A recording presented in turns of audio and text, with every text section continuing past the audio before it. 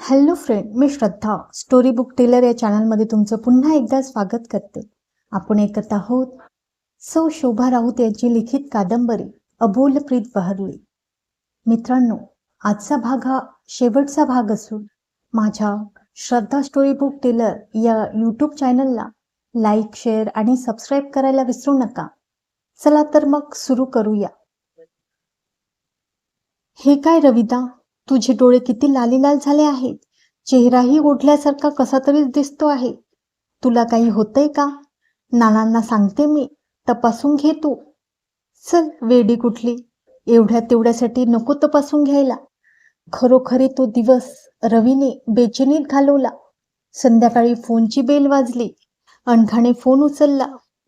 कोण? पल्लवी. काय ग, काही विशेष? रविदा. रविदा ना, आहे की घरात? थांब हं, बोलावते त्याला. रवीला आश्चर्य वाटले. हे काय, आता आपल्या मनात पल्लवीचा विचार यावा आणि लागलीच तिचा फोन. पण त्याला कुठे माहिती होते, तो जसा त्याच्या बहिणीच्या दुःखाने उदास आहे, तीच परिस्थिती पल्लवीची आहे. रवी, आज कशातच मूड लागत नाही. प्लीज तू येतोस घरी? काय ग, मूड कुठे गेला तुझा? की अभिजित बरोबर गावाला पळाला? रवीने हसून विचारले. रवी, थट्टा करू नकोस. येतोस ना? हो, निघतोच लगेच. मग तर झाले. हां, पल्लवीने समाधानाने हुंकार भरला. रवी आलेला पाहून पल्लवीच्या आई म्हणाल्या, बरे झाले तू आलास. आज सकाळपासूनच पल्लूचे डोके दुखत आहे. तोच पल्लवी तेथे आली. डोके दुखत आहे तर एक गोळी घ्यायची. खरे सांगू, डोके दुखत आहे असे नाही, पण आज फार निरुत्साही वाटत आहे. काही करण्याची इच्छा नाही. निर्मलाबाई म्हणाल्या. पल्लवी, रवी आलाच आहे. थोडे बाहेर फिरून ये. मोकळ्या हवेने बरे वाटेल. पल्लवी चटकन तयार होऊन आली. आईचा निरोप घेऊन दोघेही बाहेर पडले. पल्लवी, कुठे घेऊ गाडी? निवांत स्थळी. ओके. रवीने स्कूटरला वेग दिला. काही वेळात तो नदी किनारी आला. अगदी निवांत जागा. दोघे तेथे बसले. रवीच्या मनातून अनघा जात नव्हती, तर पल्लवी तिच्या अभिदादाला विसरू शकत नव्हती. पल्लवी, निवांत स्थळी निवांत बसायला आलीच वाटते, पण थोडेफार बोलायला कसली हरकत? आज एवढे फोन करून बोलावून घेतलेस ते तरी सांगशील की नाही? छे रे, तसं काही नाही. आज कशातच लक्ष लागेना. सारखी हुरहुर लागली आहे. कशाची ग? ते काही विचारू नको. रवी, तूच बोल ना काहीतरी. मी ऐकण्याचे काम करते. काही वेळ विचार करून रवी म्हणाला, मी तरी काय बोलू? बोलण्यासारखे जे आहे ते सांगू शकत नाही. रवी, एवढा विश्वास नाही माझ्यावर. सांग ना, काय आहे ते? ते सर्व अभिजित संबंधी आहे म्हणून तर. त्याच्या बोलण्याचा आशय तिच्या लक्षात आला. ती म्हणाली, रवी, मी वचन देते तुला, तू जे सांगणार आहेस मी अभिदादाला सांगणार नाही. मग तर झाले. पल्लू, आमची अनु फार वेडी आहे ग. तिला अभिजितबद्दल खूप. त्याला मध्येच अडवीत पल्लवी म्हणाली, रवी, मला ते सर्व काही माहिती आहे. अभिदादाने कालच मला सर्व सांगितले आहे. रवी, अनघा तुझी बहीण आहे म्हणून तू माझ्यावर रागवू नकोस. रवी, मला अनघाचे असले वागणे बिलकुल पटत नाही. खरे सांगायचे म्हणजे काल रात्री अभिदादाने मला हे सांगितल्यापासून मी अस्वस्थ झाले आहे. रवी, यातून काहीतरी मार्ग काढायला पाहिजे. तूच सांग ना समजावून अनघाला. अभिदादाबरोबर वागते ते चूक आहे. प्लीज करशील ना एवढे काम? रवी हताश झाला, निराश झाला. पल्लवीच्या मदतीने काहीतरी चांगला मार्ग काढावा असे वाटले होते, पण खुद पल्लवीही तिच्या अभिदादाप्रमाणे बोलते आहे. रवीला असे गप्प राहिलेले पाहून ती म्हणाली, राग आला ना रवी तुला? पण तूच विचार कर, अभिदादामध्ये काय कमी आहे? कुणाही तरुणीला आकर्षित करण्यासारखे त्याचे व्यक्तिमत्व आहे. स्वभावाने किती चांगला आहे. त्याच्या गुणांची ओळख या 1.5 वर्षातही अनघाला झाली नाही. सारे कॉलेज त्याचे गुणगान करीत आहे. अशा माझ्या अभिदादाचा तिने एवढ्या पराकोटीला जाऊन तिरस्कार करावा? तिच्या या शेवटच्या वाक्याने रवी एकदमच ताठ झाला. रवी, मी कटू बोलले म्हणून रागावू नकोस, पण तूच सांग, हे तिचे वागणे चांगले आहे का? बिचारा माझा अभिदादा. तिच्यावर मनोमन किती प्रेम करतो. तिचे किती फोटो त्याने जमवले आहेत. अरे, कालचा त्याचा दुःखी स्वर अजूनही कानात घुमतो आहे. पल्लू, ती माझ्यासाठी नाही हे माहीत असतानाही मी वेडा तिच्यावर प्रेम करतो आहे, तिच्या फोटोवर. रवी पल्लवीची बोलणी मोठ्या आश्चर्याने ऐकत होता. ही पल्लवी म्हणते आहे अभिजित अणूवर प्रेम करतो आणि अणू त्याचा तिरस्कार करते आहे, त्याच्याकडे पाहत नाही. आणि अणूचे म्हणणे आहे मी त्याच्यावर प्रेम करते पण तो तिच्याकडे पाहत नाही, तिची उपेक्षा करतो. म्हणजे म्हणजे हे दोघे एकमेकांचा तिरस्कार करीत नाहीत तर एकमेकांवर उत्कट प्रीती करतात. वेडे अबोल राहिले आणि स्वतः दुःखी कष्टी होत आहे. रवीने एकदम पल्लवीचा हात हातात घेतला. पल्लवी, पुन्हा एकदा बोल, तुझा अभिदादा आमच्या अणूवर प्रेम करतोय? बोलणारच, कारण त्याचं प्रेम काही खोटं नाही. स्वतः अभिदादानेच मला हे सांगितलं आहे. अचानक समजलेल्या या दुःखद सुखद बातमीमुळे रवीला अक्षरशः बोलता येईना. त्याच्या डोळ्यात आनंदाश्रू आले आणि ते पाहून पल्लवी चपापली. रवी, आय एम सॉरी, मी तुझ्या भावना दुखावल्या. प्लीज मला माफ कर. पल्लवी, अगं हे आनंदाश्रू आहे.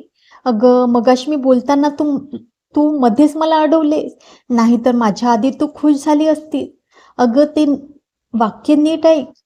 पल्लवी, अणूला अभिजितबद्दल खूप खूप प्रेम वाटते पण तो तिचा तिरस्कार करतो. आता समजले ना मी एवढा खुश का झालो? अगं ते दोघे अगदी मॅड आहेत. एकमेकांवर एवढे प्रेम करीत असतानाही एकमेकांना समजू शकले नाही.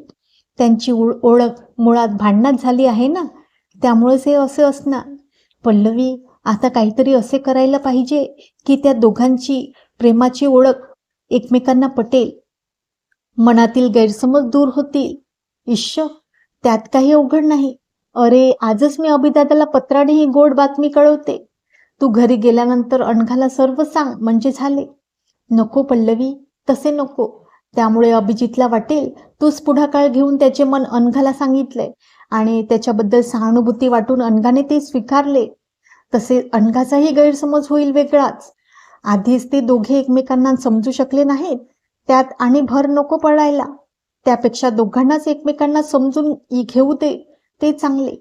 अरे पण त्यासाठी ते दोघे एकमेकांच्या सहवासात यायला पाहिजे. ते दोघे आहेत दोन टोकांना, मग घडणार तरी कसे? पल्लवी रवी दोघेही विचारमग्न झाली. काय करावे, कसे करावे? आयडिया. रवी, मस्त आयडिया. हे बघ, आणखीन 8 दिवसानंतर मी दिवाळीसाठी मावशीकडे जाणार. तेव्हा तू आणि अनघा दोघेही माझ्याबरोबर चला. पण पण अनघा कशी येईल? आपण अभिजितच्या गावाला जाणार हे समजल्यानंतर ती मुळीच येणार नाही. रवी, असे करूयात, तिला कल्पनाच द्यायची नाही. मी माझ्या मैत्रिणीकडे दिवाळीसाठी जाणार आहे असे तिला सांगायचे. मी अनघाला माझ्याबरोबर येण्यासाठी आग्रह करेल. तिच्यासमोर तू लगेच माझ्याबरोबर येण्यास तयार हो. काही करून तिला तयार करायचे. पल्लवी, तुझी कल्पना छान आहे. त्या दोघांचे गैरसमज दूर झाल्यानंतर त्यांना किती आनंद होईल ग. त्या दोघांना होणाऱ्या आनंदाच्या कल्पनेने रवी आणि पल्लवी हर्षभरीत झाले. दोघांचीही दिवसभराची बेचैनी कुठल्या कुठे पळाली. पल्लवी, चल चटपट, आधी हे सर्व नानांच्या कानावर घालू, त्यांचा सल्ला घेऊ. घरी अनघाच्या समोर हा विषय नको. नाना अजून दवाखान्यात असतील. रवी पल्लवी नानांना भेटायला दवाखान्यात गेले. त्या दोघांना एकदम आलेले पाहून नानांनी सौम्य शब्दात त्यांची थट्टा केली. नाना, आज आम्ही एक महत्त्वाची बातमी देण्यासाठी आलो आहोत. नाना, मागे तुम्ही मला अनघाच्या बदललेल्या स्वभावाची माहिती काढायला सांगितली होती. त्यासाठी काल मी शीलाला भेटलो. तिने त्यासंबंधी बरेच काही सांगितले. नाना, आपली अणू चक्क प्रेमात पडली आहे. रवीला वाटले आपल्या या वाक्याने नानांना आश्चर्य वाटेल, पण नाही. नाना अगदी शांत स्वरात म्हणाले, रवी, ते मी फार पूर्वी ओळखले आहे, पण एक गोष्ट लक्षात येत नाही. प्रेमात माणूस बदलतो, पण अणूसारखा विचित्र वागत नाही. घुमा अबोल झाला तरी समाधानी असतो. पण आपली अणू या गोष्टीत बसतच नाही. बरे, कोण आहे ती व्यक्ती? त्यांचे परस्परांवर प्रेम आहे ना? होय नाना, ते दोघे एकमेकांवर प्रेम करतात, पण त्यांना हे माहीत नाही. नाना, पल्लवीचा भाऊ अभिजित म्हणजे आमचे आवडते देशमुख सर, यांच्यावर आपली अणू प्रेम करते. पण पूर्वी झालेल्या भांडणामुळे तिला वाटते ते तिचा तिरस्कार करतात आणि अभिजितलाही तसेच वाटते. आता मात्र नाना आश्चर्याने म्हणाले, पण हे असे का? रवीने त्यांना सर्व व्यवस्थित सांगितले आणि ते ऐकून नाना मोठ्याने हसले. काय विचित्र मुले आहेत ही. रवीने पल्लवीची कल्पना त्यांना सविस्तर सांगितली. नानांनाही ती पसंत पडली. सर्व काही नक्की ठरवून रवीने पल्लवीला तिच्या घरी सोडले. मोठ्या उत्साहाने दिवाळीपूर्वी 2 दिवस तिघे गावी जाण्यासाठी निघाली होती. रवी पल्लवीने ठरवल्याप्रमाणे सर्व ड्रामा करून शेवटी अनघाला त्यांनी आपल्यासोबत घेतले होते. त्यामुळे पल्लवी आणि रवी आनंदले होते. गाडीत अभिजितच्या गावाला पोहोचली. स्टँडवरून त्यांचे घर जवळच होते. थोडे अंतर चालून आल्यानंतर पल्लवी म्हणाली, ते पहा, ते निळे घर दिसते आहे ना, तेथेच जायचे आहे. अय्या, किती छान दिसते आहे ना ते घर. घराबाहेरची बाग सुंदर दिसते. तुझी मैत्रीण माझ्यासारखीच फुलवेडी दिसते. अनघा खुश होऊन म्हणाली. पल्लवीला हसू आले. तिने अभिजितला पत्रात लिहिले होते, अभिदादा, माझी मैत्रीण फुलवेडी आहे. मी लहान असताना तू नेहमी माझ्यासाठी गजरा करायचास. तसे गजरे रोज पाहिजेत हं करून. माझी मैत्रीण फार खुश होईल. तिने आपण कोणत्या गाडीने येत आहे हे मुद्दामच लिहिले नव्हते. त्याला स्टँडवर पाहून अनघा तेथूनच परतायची. ए मावशी, पल्लवीने दार उघडण्यासाठी आवाज दिला. सरस्वतीबाई अगदी आतल्या खोलीत होत्या. त्यांना आवाज गेला नाही. अभिजित जेवून वाचत पडला होता त्याच्या खोलीत. त्याने पल्लवीचा आवाज ओळखला. घाईघाईने उठत तो म्हणाला, आई, अगं बाहेर ये, पल्लवी आली आहे. पुढे होऊन त्याने दार उघडले. त्याच्या पाठोपाठ त्याची आईही तेथे हजर झाली. अनघा आश्चर्याने पाहतच राहिली. हा इथे? म्हणजे पल्लवीच्या मैत्रिणीकडे. पल्लवीच्या आधी हा येऊन ठेपला तर. अभिजितच्या डोळ्यांवर विश्वास बसला नव्हता. हे स्वप्न तर नव्हे ना. आश्चर्याने तो पाहतच राहिला. ये पल्लवी, कालपासून तुमची वाट पाहत आहे मी. अगं, पत्रात तू कधी येणार हे स्पष्ट लिहिलेच नव्हते. हेच ना ते रवी. नमस्ते. रवीने प्रतिनमस्कार करीत म्हटले. मावशी, ते आहो जाहो करू नका बुवा, मला फार संकोच वाटतो. अभिजितप्रमाणे मला समजा. वा, असे कसे? तुम्ही घरचे जावाई आहात. आता तरी अभिजितचा मित्र आहे. तेव्हा रवी म्हणा, म्हणजे नंतरही सवयीने तसेच म्हणाल. सरस्वतीबाई आनंदल्या. अभिजितने सांगितल्याप्रमाणे मुलगा खरंच सुस्वभावी आणि चांगला आहे. अनघाकडे त्या पाहत राहिल्या. पल्लवी, ही तुझी मैत्रीण ना? भारी गोड आहे. अनघा संकोचली आणि त्याचवेळी अभिजितच्या वाकिटातील फोटो आठवला. फार साम्य आहे फोटोत आणि या मुलीत. अभिजित पल्लवीला म्हणाला, पल्लवी, तू सांगितल्याप्रमाणे कालपासून गजरे करतो आहे. आलोच घेऊन. अभिजित आत गेला. जाईच्या फुलांचे केलेले भरगच्च गजरे घेऊन बाहेर आला. हे घे पल्लवी, पहा जमलेत काय. वा, खूपच छान केले. पण ही रे कसली तुझी स्वागताची पद्धत?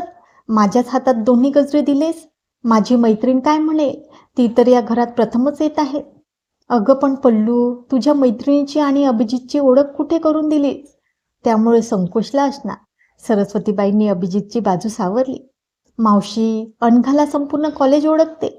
शिवाय अभिदादा तिला इंग्लिश शिकवायला आहे म्हटलं. तुला काही माहिती नाही, पण हे दोघे एकमेकांना छान ओळखतात. अभिजित, ओळख असताना तुझं वागणं चांगलं नाही हं. पल्लवी, दे इकडे तिचा गजरा, मी मारते तिला. त्यांनी पल्लवीकडून गजरा घेतला. अनघाच्या पाठीवर रोडणारी तिची भली मोठी जाडजूड वेणी पाहून त्या हरकल्या. किती ग छान आहेत तुझे केस, किती लांब आणि भरगच्च. मला फार आवडतात असे केस. तुला फार शोभून दिसतात. अनघा संकोचली. त्यांच्या या बोलण्याने तिच्या आठवणीतील एक पाकळी हळूच उलगडली. हा सुद्धा असेच म्हणाला होता, मला लांब दाट काळेभोर केस फार आवडतात. आणि त्याच्या बॉलिंगवर आऊट झाल्यानंतर हे केस कापण्याचे ठरवले होते. इश्श, किती तो आपला वेडेपणा होता. तिने हळूच अभिजितकडे पाहिले. अभिजितही तिच्याकडे पाहत होता. अभिजितला हे पाहून हसू येत होते. तो मनातच म्हणाला, आता कसा मी केलेला गजरा माळून घेतलास? तोच माझ्या हाताने तुला दिला असता तर सरळ केराची टोपली दाखवली असती. भारी तिखट काम आहे तुझे. अनघा संभ्रमात होती. तिने शेवटी न राहून पल्लवीला विचारले, पल्लवी, तुझी मैत्रीण कुठे आहे? रवी हसून म्हणाला, अनु, तिची मैत्रीण नाही इथे, पण माझा मित्र आहे. हे त्यांचेच घर आहे. म्हणजे तुम्ही दोघांनी मला इथे फसवून आणले? हो, कारण सरळ सांगून तू आली नसतेस म्हणून. अरे पण का? पल्लवी हसून म्हणाली, अणघा, अशी रागवू नकोस बाई. अगं, तुझी कंपनी आम्हा दोघांना खूप आवडते म्हणून खोटे सांगून आणले तुला. आता प्लीज रागवू नकोस. तेथे उभ्या असलेल्या अभिजितने हे सर्व ऐकले आणि त्याचे आश्चर्य एकदम ओसरले. सरस्वतीबाईंनी जेवणासाठी सर्वांना आत बोलवले. अभिजित नुकताच जेवला होता. तो सरळ तेथून बाहेर पडला. उगीच तिला अवघड वाटायला नको. सरस्वतीबाईंना अणघा फार आवडली होती. 2 दिवसात अणघा आणि पल्लवीने त्यांना कामात बरीच मदत केली. खूप वर्षात त्यांच्या घरी असा मोठा दिवाळीचा सण झालाच नव्हता. पल्लवी येण्यापूर्वीच त्यांनी बहुतेक सर्व फराळाचे पदार्थ केले होते. या 2 दिवसात त्यांनी अणघाची बरीच माहिती गोळा केली होती. त्यांना जेव्हा समजले ही क्रिकेट खेळते, गॅदरिंगमध्ये फर्स्ट प्राइज पटकावते आहे, तेव्हा तर त्यांची खात्रीच झाली, हीच ती फोटोतली मुलगी. त्यांनी अभिजित आणि अणघावर बारीक लक्ष ठेवले होते. त्यांना वाटले होते आपल्या नजरेखालून मुलगी जावी. या हेतूने अभिजितने पल्लवीला तिला इथे घेऊन येण्यास सांगितले असावे. पण त्यांच्या लक्षात आले ती दोघे तर अजिबात बोलतही नाही. अगदी अनोळखी असल्याप्रमाणे एकमेकांबरोबर वागतात. वास्तविक थोडेफार बोलायला कसली हरकत. दिवाळीच्या दिवशी अणघाने अंगणात सुरेखशी रांगोळी काढली. सरस्वतीबाईंनी तोंड भरून तिचे कौतुक केले. अभिजितच्या नजरेने तिची प्रशंसा केली. अणघाच्या लांबसडक केसांची वेणी स्वतः सरस्वतीबाई घालीत. अणघाला अगदी संकोच वाटे आणि त्याचबरोबर स्वतः अभिजितने केलेला गजरा घालताना ती लाजून जात होती. रात्री झोपताना तो गजरा वेणीतून काढून कितीतरी वेळा ती त्याला कुरवाळीत राही. हे घर, सरस्वतीबाई तिला फार आवडल्या होत्या. पल्लवी, रवीने थाप मारून तिला इथे आणल्याचे दुःख, राग ती केव्हाच विसरून गेली होती. अभिदादा, संध्याकाळी आपण फिरायला जाऊया हं. घरात बसून कंटाळा आला आहे. पल्लवीने जाणीवपूर्वक बाहेर जाण्याची टूम काढली. ठरल्याप्रमाणे ते चौघेही फिरण्यासाठी बाहेर पडले. सर्वांच्या नजरा त्या चौघांकडे वळत होत्या. अभिजितच्या शेतावर सर्वजण आले. धान्याने डवरलेली पिके पाहून अणघा हरखून गेली. उंच उंच वाढलेल्या शेतातून चालताना फार गंमत वाटत होती. सारा परिसर शांत होता. वारा सैरावैरा धावत होता. शहरवासियांना असा चेंज फार आवडतो. तसेच अणघा रवी पल्लवीचे झाले होते. अभिजित, आम्ही दोघे थोडे फिरून येतो. थोडे विशेष बोलायचे आहे, चालेल ना? रवीने विचारले. न चालून कसे चालेल? काय पल्लवी, एवढ्यासाठीच बाहेर फिरण्याची टूम काढलीच वाटते. मग दोघेच का आला नाहीत फिरायला? म्हणजे आमची अडचण वाटली नसती. अभिदादा, हे काय शहर नाही. आम्ही दोघे चाललो असतो तर हे तुझे गाव तोंडात बोट घालत म्हणाले असते, ती पहा, ती पल्लवी, बाईची भाची. तिच्याबरोबर कोण आहे तो? काय की कोणास ठाऊक. शहरातली मुलं मुलीही अशीच वागतात. तिचा अभिनय पाहून सारेच हसले. बरे जा, पण लवकर परत या, नाहीतर हे गाव म्हणे, अहो तो पहा, अभिजित बाईचा मुलगा. अहो, पण ती कोण आहे त्याच्याबरोबर? कोण जाणे. शहरातील दिसते आहे. मुले शहरात गेली की बिघडलीच समजा. त्याच्या या बोलण्यावर पल्लवी रवी हसले तर अणघाने लाजून मान खाली घातली. रवी आणि पल्लवी पुढे निघून गेले. अर्थात अभिजित आणि अणघा यांना एकांत मिळावा म्हणूनच. अणघाला काही समजेना आता काय करावे. त्याच्याकडून चांगल्या वागण्याची अपेक्षा करायला नको, तीच अवस्था त्याचीही झाली होती. इतर वेळी तो तेथून तडक निघून गेला असता, पण आता त्याला तसे वागून चालणार नव्हते. ती त्याची पाहुणी होती. कोणत्याही परिस्थितीत तिला दुःख होईल असे वागायचे नाही, हे त्याने ठरवले होते. निदान आपल्या घरी असेपर्यंत भांडणे व्हायला नको. अभिजित थोडा पुढे गेला. मोठ्या झाडाखाली तो बसला. अणघाला काही समजेना. ती वैतागली, चिडली. पल्लवी आणि रवीवर. तोच अभिजित तिला म्हणाला, या ना इकडे, थोडा वेळ बसूयात. अणघाचा राग कुठल्या कुठे पळाला. ती तेथे थोडे अंतर राखून बसली. अभिजित आनंदला. तिने आपले ऐकले म्हणून. कोणी काय बोलावे दोघांनाही प्रश्न पडला. शेवटी अभिजितने बोलायला सुरुवात केली. तुम्ही येणार याची मला बिलकुल कल्पना नव्हती. मी तर इथे येऊन पोचलो तरी मला माहिती नव्हते हे तुमचे घर आहे म्हणून. तुम्ही आलात, मला फार आनंद झाला. अनघाने नजर उचलून त्याच्याकडे पाहिले. हा खरे बोलतो आहे की खोटं? आमची पल्लवी तुमच्या घरी सर्वांना आवडली ना? होय, सर्वांना आवडली. ती आहेच आवडण्यासारखी गोड. रवी म्हणत होता, माझ्या बहिणीचे लग्न झाल्याशिवाय आमची एंगेजमेंट करणार नाही. तुमचे लग्न आता ठरल्यातच जमा आहे ना? कोण म्हणाले असे? रविदा. होय, रवीनेच सांगितले आहे. डॉक्टर अशोक तुमच्या घरात सर्वांना पसंत आहे. हे वर्ष संपतात लग्नाचा बार उडवणार. काहीतरीच. नाना मला विचारल्याशिवाय तसलं काही फिक्स करणार नाही. तुमच्याही मनात हे आहे ना? अभिजितने भीतच हा प्रश्न विचारला. माणसाच्या मनाप्रमाणे थोड्याच सर्व गोष्टी घडतात. कधी कधी आपल्याला हवीशी वाटणारी वस्तू, व्यक्ती हातातून केव्हा सुटून जातात हेच समजत नाही. तिचे हे गंभीर उत्तर ऐकून अभिजित बुचकाळ्यात पडला. काय घ्यावा याचा अर्थ? तुम्हाला डॉक्टर अशोक पसंत नाही तर मग सांगा ना, कोणती व्यक्ती तुम्हाला आवडली होती पण ती मिळू शकली नाही? प्लीज सांगा ना. तुमचा हा खाजगी प्रश्न आहे, पण विचारल्याशिवाय राहावे ना. अनघा उदास हसली. याला कसे सांगावे? तो तूच आहेस म्हणून. हो, आणि सांगितल्यावर तो कसा आपला उपहास करणार? नकोच. याला आपले प्रेम कळायलाच नको. ती काही बोलत नाही हे पाहून अभिजित उठला. त्याचा उत्साह पार विरून गेला होता. हिला कोणीतरी फार आवडते आहे. कदाचित ती त्याच्यावर प्रेमही करीत असणार. या विचाराने तो बेचैन झाला. रवी, पल्लवी आशा करीत आले. दोघांना एकमेकांची मने समजली असतील. त्यांचे दूरत्व संपून सम्मेट झाला असेल. पाहतात तर दोघेही गंभीर उदासपणे उभे. पल्लवीने कपाळाला हात लावला. त्यांचा खटाटोप व्यर्थ गेला होता. सर्वजण घरी परतले. दुसऱ्या दिवशी अनघा जवळपास नाही हे पाहून सरस्वतीबाई पल्लवीला म्हणाल्या, पल्लवी, रवीची बहीण अनघा मला फार आवडली. सुंदर, सुशील आणि सुस्वभावही आहे. आपल्या अभिला अशीच मुलगी पाहिजे. किती छान दिसेल त्यांची जोडी. मावशीचे बोलणे ऐकून पल्लवी आनंदली. मावशी, एकूण सून पसंत आहे तर तुला? सून म्हणजे ग? त्या दोघांनी तसं ठरवलंय की काय? ठरवलेलं नाही, पण मावशी, ते दोघे पक्के वेडे आहेत. असे म्हणत पल्लवीने हळू आवाजात सर्व काही सांगून टाकले. सरस्वतीबाईंना आनंद झाला. अशी सुंदर सून मिळणार म्हणून. त्या दोघांचा तिढा ऐकून त्यांना गंमतही वाटली. म्हणे, अभिजित मोठा प्रोफेसर झाला आहे, आता मीच त्याला शिकवते. नाही ह मावशी, तसे काही करू नकोस. त्यांचे त्यांना समजू दे. पण ज्याला कळत नाही त्याला समजावून द्यायलाच पाहिजे. अगं, लहान मुले कडू औषध पित नाहीत म्हणून का ते तसेच टाकून द्यायचे? साखर घालून ते कडू औषध गोड करून देतोच ना, तो डोस मुलांना. एखादा डोस दोघांना द्यायलाच पाहिजे.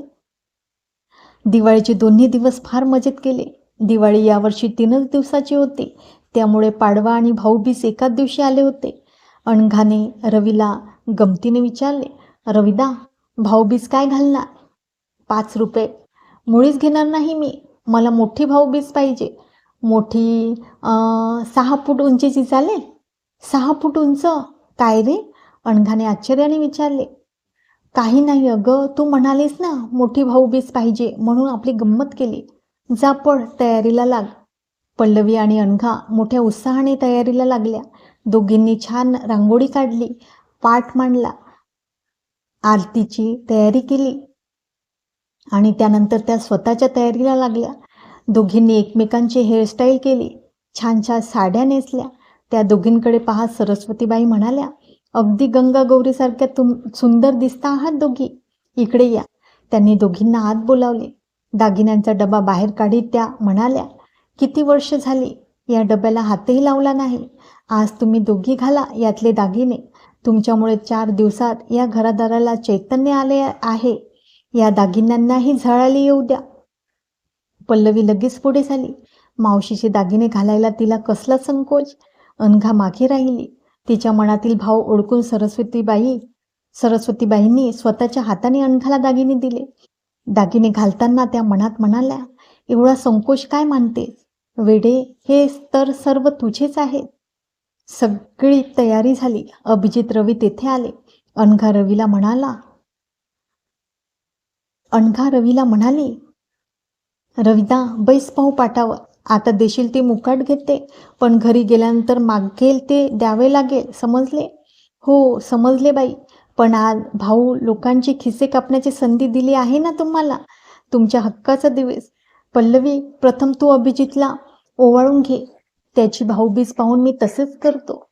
गुरु करेल ते चेल्याने करावे. अभिजित पाटावर बसला. पल्लवीने आरती केली. सरस्वतीबाईंनी आरतीत घालण्यासाठी एक सुंदर साडी अभिजितच्या हातात दिली. अभिजित उठला. रवी त्या पाठावर बसला. तो अभिजितला म्हणाला, मारे गए गुरु अब हम. आता या आयत्या वेळी कुठली साडी आणू? उगीच तुला पहिला चान्स दिला. मस्तपैकी 5 रुपये देऊन मोकळा झालो असतो. सरस्वतीबाईंनी चटकन आतमध्ये जाऊन तसलीच दुसरी साडी आणली. रवीच्या हातात ती साडी देत त्या म्हणाल्या, ही घे साडी. मी देण्याऐवजी तू दे. बिघडले कुठे? आणि गुरुप्रमाणे वागण्याच्या तुझ्या वचनाची पूर्ती होईल. रवीने साडी घेतली. अनघाने आरती ओवाळली. रवी पटकन उठला. सरस्वतीबाई म्हणाल्या, अभिजित, आता तू बैस पाटावर. अनघा, यालाही ओवाळून घे बरे. त्यांचे हे वाक्य ऐकून दोघेही चक्रावर दचकले. पल्लवीला फार आश्चर्य वाटले. मावशीला सर्व काही माहीत असूनही ती असे का म्हणाली? आई नको, अभिजित अडखळत म्हणाला. हो ना, आत्ताच मी रविदाला ओवाळले आहे. अनघानेही हसून आपला विरोध दर्शवला. मावशी, आता हा कार्यक्रम पुरे. मस्त सपाटून भूक लागली आहे. स्वयंपाकाच्या खमंग वासाने तोंडाला अगदी पाणी सुटले आहे. तेव्हा जेवण उरकूयात. रवीनेही आपल्या परीने विरोध केला. ते काही चालायचे नाही. अनघा, घे ती आरती. अभिजित, चल बैस पाठावर, त्या उठमी आवाजात म्हणाल्या. दोघेही चक्रावले. हे काहीतरीच. छे, हे असे होता कामा नये. अनघा खाली मान घालून उभी होती. याला आपण मनोमन वरले आहे. त्याला भाऊबीजेची आरती ओवाळायची, भावनांची अशी फसवणूक करायची. नाही नाही, माझ्या हातून असे होणार नाही. अभिजित पुतळ्यासारखा ताठ उभा होता. आईला आता कसे समजाव? ज्या तरुणीला मी माझ्या प्रेमाची आराध्य देवता मानली आहे, तिच्याकडून हे असे ओवाळून घेऊ? हे होणे नाही. काय सांगावे आईला? त्या दोघांना असे तटस्थ पाहून सरस्वतीबाई मनोमनी खुश झाल्या. अभिजित, आतापर्यंत माझा शब्द कधी खालू पडू दिला नाही, आणि आज हे असे का? आई प्लीज. छे रे, तुझ्या मनाविरुद्ध कशी वागेल? मला आपले वाटले ह्या अनघाने तुला ओवाळावे. वेड्या, भाऊबीज म्हणून तुला ओवाळायला कशी मी सांगे? अनघाला पाहिले आणि माझ्या मनात ती भरली. वाटले हीच सून व्हावी आपली. आज पाडवासुद्धा आहे, तेव्हा म्हटले होऊन जाऊ द्या तुमच्या पाडव्याची ओवाळणी. अभिजित, पहिला पाडवा आहे हा, अर्थात ॲडव्हान्समध्ये. तेव्हा अनघा, सोन्याचीच ओवाळणी घे बरे त्याच्याकडून. पल्लवी, रवी, तुम्हाला भूक लागली आहे ना? चला तर, जेवायला वाटते मी. अभिजित, अनघा, तुम्ही ओवाळून आटपून या सावकाश. त्या खोलीच्या बाहेर पडल्या आणि त्यांच्या पाठोपाठ आश्चर्यचकित झालेले रवी, पल्लवी. सरस्वतीबाईचे बोलणे अनघाला फार आवडले. तसेच अभिजितलाही ते पसंत पडले. पण दोघे जाणून होते, हे आईचे स्वप्न आहे, फक्त स्वप्न. अभिजितला वाटले, या फटाकडीला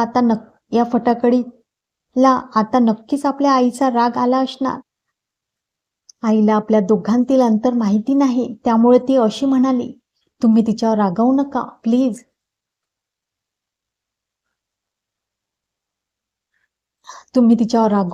प्लीज. आईच्या वतीने मी तुमची माफी मागतो. सॉरी.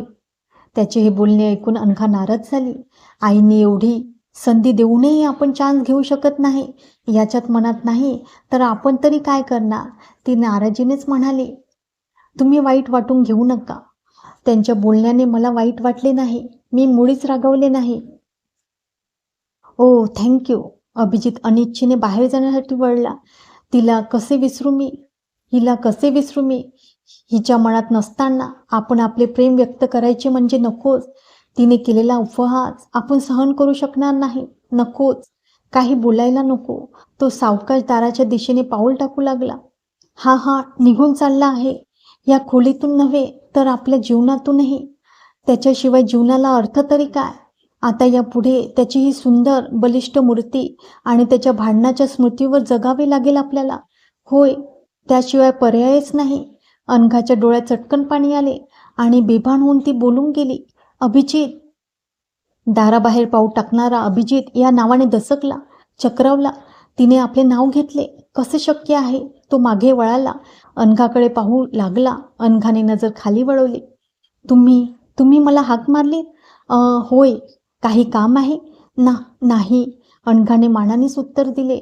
जाऊ? हो हो. अभिजित निराश झाला. परत पाठवायचेच होते तर हाक मारून का बोलावले हिने? तो चिडला, चटकन जाण्यासाठी वळला. हे काय, त्याच्याबरोबर बोलायचे होते, पण तो जवळ आला आणि काय बोलावे समजेना. ती स्वतःवरच वैतागली. असे होऊन चालणार नाही. त्याला थांबवले पाहिजे. पुन्हा ही संधी कदाचित केव्हाच मिळणार नाही. काही करून त्याला थांबवले पाहिजे. तिचा निर्णय पक्का झाला आणि त्या विचाराबरोबर अनघा पुन्हा म्हणाली, अभिजित प्लीज 1 मिनिट. तिच्या आर्जवी स्वरांनी अभिजित गोंधळून गेला, थांबला. काही काम आहे? मघाचाच प्रश्न पुन्हा त्याने केला. हां, छोटेसे. करणार? वचन देऊ शकत नाही. योग्य वाटल्यास जरूर करेल. तर तर एकदा, फक्त एकदा मला अनु म्हणून हाक मारा प्लीज. त्या दिवशी मी स्टुलावरून पडले तेव्हा तेव्हा जशी हाक मारली होती तशीच प्लीज. तिचा आवाज ओलावला. डोळे पाण्याने डबडबले आणि हे सर्व पाहून ऐकून अभिजित स्तंभित झाला. ही अनघा खरी की नेहमी माझा तिरस्कार करणारी फटाकडी खरी? त्याला एकदम आठवण झाली. रवीने एक पुस्तक परत केले होते. त्या पुस्तकात त्याला डॉक्टर अशोकने अनघाला लिहिलेले पत्र होते. दुसऱ्याचे पत्र वाचू नये हे कळत असूनही अभिजितने ते वाचले होते. त्यात अशोकने लिहिले होते, अनघा, आता तरी मला तुला अनु म्हणायची परवानगी दे ना. तुला अनु म्हणायला मला फार फार आवडे. मला आशा वाटते आता तू नाही म्हणणार नाहीस. अभिजितला ही वाक्ये जशीच्या तशी आठवली. तो या विचारात स्तब्ध होता आणि अनघाला वाटले, एवढी छोटीशी इच्छाही पुरी करू शकत नाही. एवढा त्याला त्यामध्ये त्रास होतो. हो, आपले नाव तोंडात घ्यायला त्याला आवडत नाही ना. अनघा वळली, भिंतीकडे तोंड करून रडत म्हणाली, जा जा, तुम्ही जाऊ शकता. माझे काही एक काम नाही तुमच्याकडे. छोट्याशा कामाचा तुम्हाला एवढा त्रास होईल याची मला कल्पना नव्हती. सॉरी, मनाला यातना झाल्या असतील. प्लीज इथून ताबडतोब बाहेर जा. ती रडू लागली. अगदी भावना अनावर होऊन. तिच्या सर्व आशा आकांक्षा मातीमोल झाल्या होत्या. तिच्या सर्व स्वप्नांचा तुटून फुटून चक्काचूर झाला होता. जीवन अर्थहीन झाले होते. अनघा अतिशय कष्टी झाली. आता यापुढे कधी आपल्याला जीवनात चांदणे फुलणार नाही, चंद्र उगवणार नाही, सूर्य दिसणार नाही. संबंध जीवन म्हणजे काळाकुट्ट अंधार. अनघा रडत होती. काही वेळाने तिच्या लक्षात आले, छे, असे रडत राहणे म्हणजे आपला मूर्खपणा आहे. त्याला हसायला चान्स द्यायचा नाही. भारी घमंडी आहे. आता इथे 1 मिनिटही राहायची नाही, जायचेच. रवी पल्लवीला राहायचे तर राहू देत, आपण जाऊ एकटे. त्यात काय अवघड. ती गरकन मागे वळली आणि ती धडकली. अभिजित तिला सावरीत विचारित होता, अनु अनु फार लागले नाही ना तुला? हा हा हा आपल्याला अनु म्हणाला. हो, तेच ते वाक्य आहे हे. अनु अनु फार लागले तर नाही ना तुला? म्हणजे हा बाहेर गेलाच नव्हता, इथेच उभा होता तर? हो, ओ हो. त्याने आपले ऐकले. तिला फार आनंद झाला. अभिजित, तुम्ही माझे ऐकले. मला खूप आनंद झाला. आभारी आहे मी तुमची. अनघाचा तो आनंदी चेहरा पाहून अभिजितचे समाधान झाले. तो हसून म्हणाला, ए वेडे, तुला अनु म्हणूनही आपल्यात एवढे दूरत्व? तू आभार मानावेस माझे. तिच्या खांद्यावर हात ठेवत तो म्हणाला, तू नाही, मीच वेडा होतो. एवढे दिवस अनु, तुला मी ओळखूच शकलो नाही. अगदी पहिल्यापासून. अनु, मी तुझे ऐकले, आता माझे ऐकणार? सांगा अभिजित, काहीही सांगा. ती आरती घेणार मला ओवाळायला. अनघाच्या स्वतःच्या कानावर क्षणभर विश्वासच बसला नाही. हा स्वतःही सांगतो आहे म्हणजे याच्याही मनात आपल्याबद्दल प्रेम होते तर? ती गोंधळली. पण तुम्हाला मी आवडत नाही ना? वेडी आहेस अनु तू, अगदी माझ्यासारखी. खरे सांगू, मला तू फार आवडतेस. आपण दोघेही वेडे आहोत तर? अगं, तू मला अनु म्हणालीस आणि मी अक्षरशः दचकलो, गोंधळलो. हिला मी आवडत नाही, मग ही मला असे का सांगते आहे? आणि त्यानंतर तुझ्या डोळ्यातील आसवांनी, तुझ्या आर्जवी स्वरांनी मला तुझे गुपित सांगितले आणि ते कळल्यावर मला अतिशय आनंद झाला. अनु, कित्येक दिवसापासून मनोमन मी तुझ्यावर प्रेम करतो. हे खरे सांगता आहात तुम्ही? मला तर वाटते मी स्वप्नात तर नाही ना नेहमीप्रमाणे? नाही अनु, तू मुळीच स्वप्नात नाही. ही अशी माझ्यासमोर उभी आहे आणि मला म्हणते आहे. काय म्हणतेस ते तरी कळू दे. अनघा लाजली, हळूच पुटपुटली. अभिजित, माझे तुमच्यावर फार फार प्रेम आहे. आणि चटकन तिने हाताच्या ओंजळीने आपला चेहरा झाकला. तिचे हात बाजूला सारीत अभिजित म्हणाला, अनु, अगं आज तू साथ घालायला सांगितली नसतीस तर आपले दोघांचे प्रेम अव्यक्तच राहून शेवटी आपण एकमेकांपासून दुरावलो. त्याच्या तोंडावर चटकन हात ठेवीत अनघा म्हणाली, अभिजित, असे काही बोलू नकोस. ठीक, तर आता घेणार ना ती आरती? होय, पण आईंनी सांगितलेले लक्षात आहे ना? काय बुवा? तेच ते, पाडव्याला आरतीत. हां, आठवले. अनघाने लाजत लाजत त्याला आरती ओवाळली. त्या सलज्ज सुंदर अनघाकडे पाहताना अभिजितला भारी गंमत वाटली होती. अभिजित पाठावरून उठला. गळ्यातील चेन काढून तो म्हणाला, हेच योग्य होईल. माझी अंगठी तुझ्या नाजूक बोटातून गळून पडेल. हं, आता तुझ्यासाठी स्पेशल अंगठी करावीच लागणार आहे म्हणा. अभिजित पुढे झाला. त्याने अनघाच्या गळ्यात चेन घातली. अनघा लाजून लालीलाल झाली. हेच तर स्वप्न तिने पाहिले होते. आज अचानक ध्यानीमणी नसताना ते पूर्ण झाले. अधोमुख अनघाची हनुवटी तर्जनीने उचलीत अभिजित म्हणाला, अनु, आज तुझ्याकडून मला एक वचन पाहिजे. देणार? इश्य, देणार काय? दिलेच समजा. होय ना? मग वचन दे, यापुढे कधीच माझ्याबरोबर भांडणार नाहीस म्हणून. अभिजितने मिश्किल हसत वचन मागितले. अनघा लाजली. त्याच्या बाहूवर डोके विसावत डोळे मिटत म्हणाली, मी तर वचन दिलेच आहे, पण तुमच्याकडूनही मला तेच वचन पाहिजे. अभिजितने तिला बाहू सामावून घेतले. तो तिच्या कानात कुजबुजला, कळाले ना माझे उत्तर?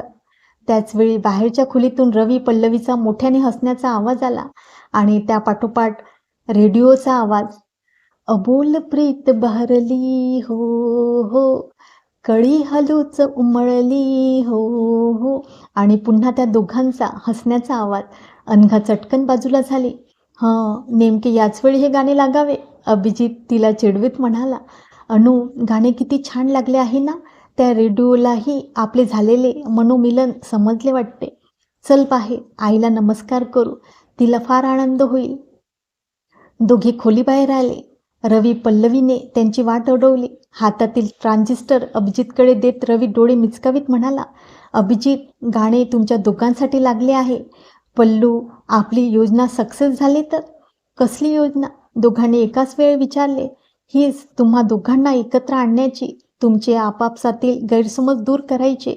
बरे झाले अणूला थाप मारून इथे आणले, नाहीतर तुम्ही दोघे अजून किती वर्षा एकमेकांपासून तोंड लपवीत एकमेकांवर प्रेम करीत बसला असता देव जाणे. सरस्वतीबाई तिथे आल्या. अभिजित चटकन पुढे झाला. त्याच्या पाठोपाठ अनघा. आई, नमस्कार करतो आम्ही. दोघे त्यांच्या पुढे वाकले. सरस्वतीबाईंनी समाधानाने त्यांना आशीर्वाद दिला. आई, तुला दिलेल्या वचनाची मी पूर्ती केली आहे. तुझ्याच पसंतीची सून आणून तूच आरती ओवाळायला सांगून पसंती दिली म्हणून मी आपले. सरस्वतीबाई, पल्लवी, रवी सर्वच हसू लागले. सरस्वतीबाई हसत म्हणाल्या, लबाड आहेस तू. अरे, तुला काय वाटले? मला काहीही माहीत नाही. पल्लवी, रवीच्या योजनेत मी सुद्धा सहभागी झाले. अरे, एवढेच नव्हे तर अनघाचे आई वडीलही या योजनेत सहभागी आहे. अभिजित हसून म्हणाला, म्हणजे ही सर्वव्यापी योजना आहे तर? होय, तुम्हा दोन वेड्यांना एकत्र आणण्याची. पल्लवी हसत म्हणाली. अनघा, अभिजितने एकदमच एकमेकांकडे पाहिले. दोघेही लाजले. रेडिओ आपला मोठ्याने गाणे ऐकवित होता. अबोल प्रीत बहरली हो हो, कळी हळूच उमलली हो हो. चला तर मित्रांनो, आता ही कादंबरी येथेच संपलेली आहे. तुमच्या प्रोत्साहनाची गरज असून माझ्या या यूट्यूब चॅनलला सबस्क्राईब करायला विसरू नका. आता भेटूया नवीन कादंबरीसह. तोपर्यंत नमस्कार.